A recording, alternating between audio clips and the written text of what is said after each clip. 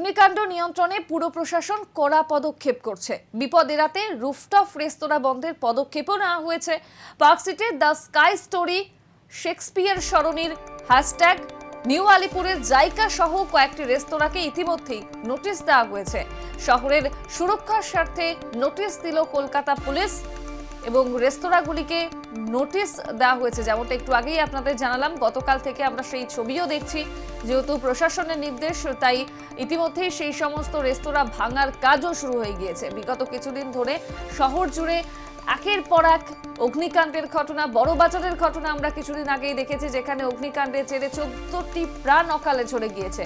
তারপর সল্টলেকের রাসায়নিক কারখানায় ভয়াবহ অগ্নিকাণ্ডের ঘটনা এবং এই একের পর এক অগ্নিকাণ্ডের ঘটনার জেরেই একেবারে পুরমন্ত্রী ফিরহাদ হাকিম তিনি করার নির্দেশ দেন যে শহরের সমস্ত রুফটপ যে সমস্ত রেস্তোরাঁ আছে তা বন্ধের কথা বলেছিলেন তিনি, এবং তারপরেই একেবারে অ্যাকশন মোডে প্রশাসন। গতকাল সেই ছবি আমরা দেখেছি, যেখানে এই রুফটপ যে সমস্ত রেস্তোরাঁ, সেই রেস্তোরাঁ ভাঙার কাজ শুরু হয়।